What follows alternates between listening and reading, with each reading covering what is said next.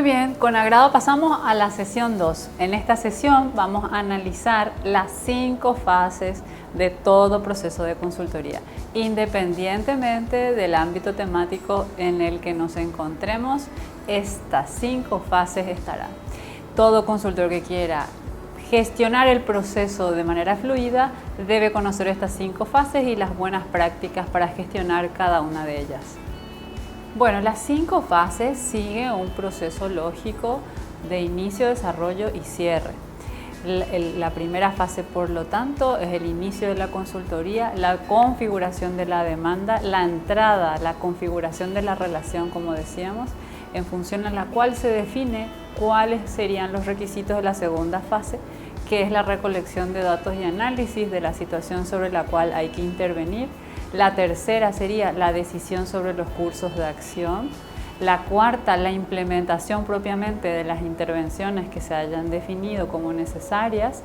Y la última es la fase de evaluación de lo hecho, eventualmente de una extensión o ampliación de los términos originales de lo que se configuró como proceso inicial.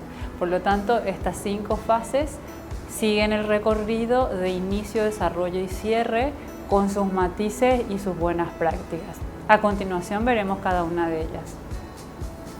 Todo proyecto de consultoría, como ya dijimos, demore algunos minutos o varios meses, pasa en general por las 5 fases que ya mencionamos.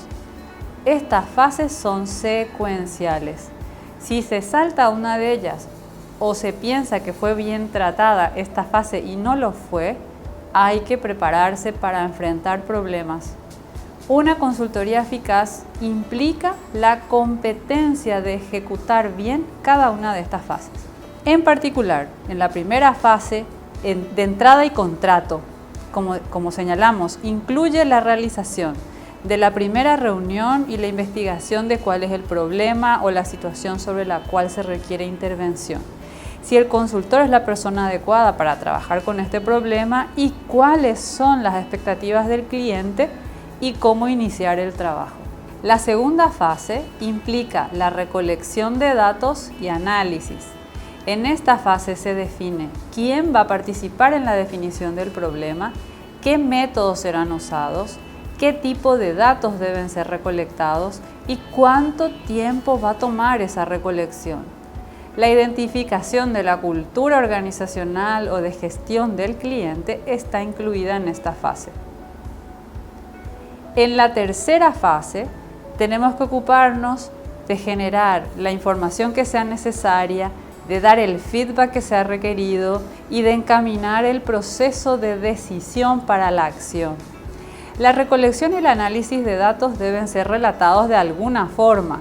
El consultor debe saber o debe poder reducir una gran cantidad de datos a un conjunto de informaciones que sean manejables.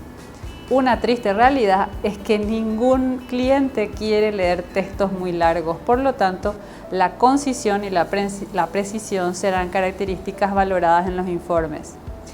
Al dar el feedback al cliente, siempre hay una reacción, sobre todo si lo que se informa no es lo que el cliente hubiera querido escuchar. Por eso es recomendable involucrar al cliente en la recolección de datos. Con base en estas informaciones, el consultor debe nuevamente pensar si continúa y cómo podría continuar la consultoría. En la cuarta fase tenemos la implementación, es decir, la puesta en práctica, el curso de acción concreto que se haya definido.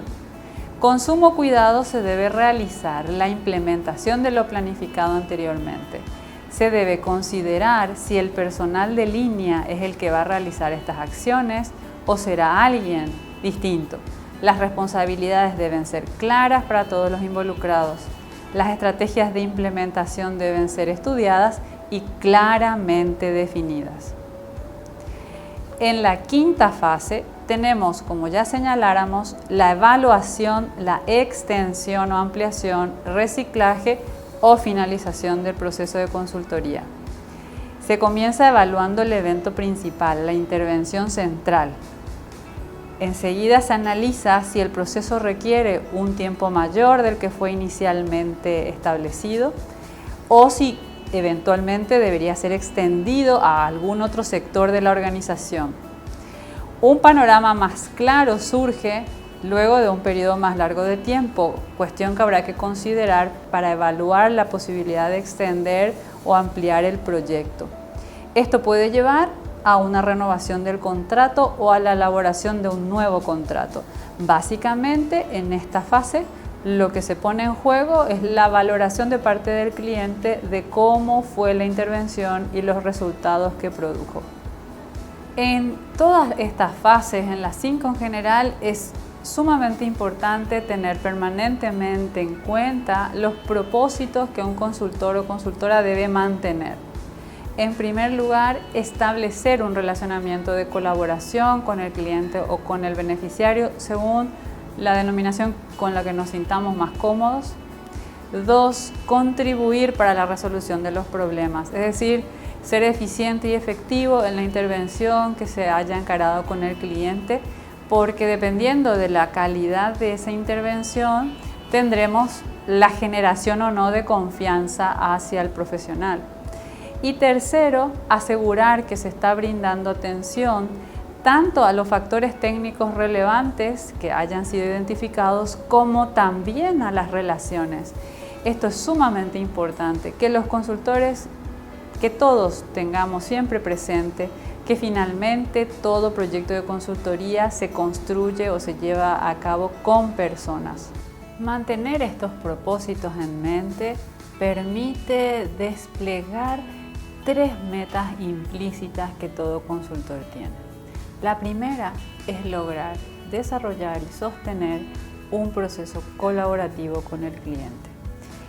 Esta primera meta permite el logro de la segunda, que es que se mantenga la actitud colaborativa en el tiempo, que se reduzcan las resistencias y que los procesos puedan desarrollarse adecuadamente.